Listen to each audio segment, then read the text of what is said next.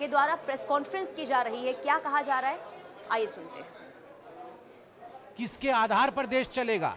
Parliament में जो निर्णय होंगे उसके आधार पर देश चलेगा, या फिर सीडब्ल्यूसी की कमेटी में जो निर्णय लिए जाएंगे, जो रिजोल्यूशन लिए जाएंगे, उसके आधार पर देश चलेगा?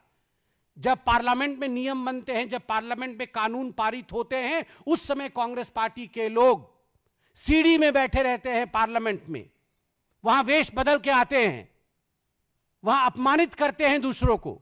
कोई साधु बन के आता है, कोई साधुओं को पीटता है, वहां अपमान किया जाता है। जिस समय कानून पारित हो रहा होता है, आप कानून के विषय में कोई संबंध नहीं रखते हैं, वहां अंदर मौजूद नहीं रहते हैं, और सीडब्ल्यूसी में आप नया कानून बनाने की कोशिश कर रहे हैं। खबरदार, खबरदार, वंदे मातरम के साथ कोई खिलवाड़ नहीं होगी।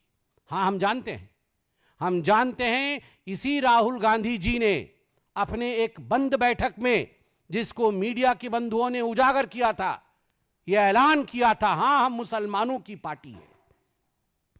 उन्होंने कहा था हां हम मुसलमानों की पार्टी है, मगर उसका अर्थ यह नहीं है कि देश को आप इस प्रकार वंदे मातरम के माध्यम से विभाजित करने की कोशिश करेंगे।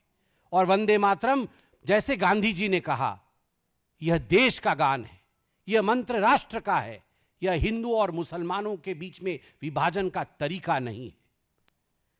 मैं आपको याद दिलाना चाहूंगा पंडित ओमकारनाथ ठाकुर का।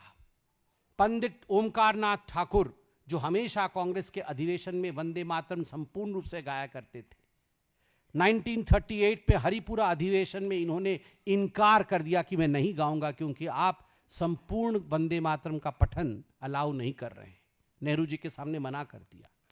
और 15 अगस्त 1947 जब देश आजाद हुआ, तो वल्लभ भाई पटेल जी ने पंडित ओमकारनाथ ठाकुर, जो उस समय चेन्नई में होटल वुडलैंड में मौजूद थे, उन्हें फोन किया, और उन्होंने, वल्लभ भाई पटेल जी ने कहा कि आप वंदे मातरम गाइए ऑल इंडिया रेडियो में 6:30 बजे। उन्होंने कहा एक ही शर्त में गाऊंगा, अगर पूरा वंदे मातरम गाने का मुझे अनुमति मिलेगा। पूरा वंदे मातरम उन्होंने ऑल इंडिया रेडियो में 15 अगस्त 1947 को गाया। कांग्रेस के अंदर भी इसको लेकर मत विभाजन है। सी राजगोपालाचारी जी ने भी बड़े स्पष्ट शब्दों में कहा है, आज हमारे रिजोल्यूशन में वो अंकित है कि इस प्रकार से अगर जिन्ना की हर बात को मान ली जाएगी, इस प्रकार से अगर अपीजमेंट की हर बात को, तुष्टीकरण की हर बात को मान ली जाएगी और घुटने टेक दिए जाएंगे, तो वह दिन दूर नहीं जब देश सही दिशा में नहीं बढ़ेगा।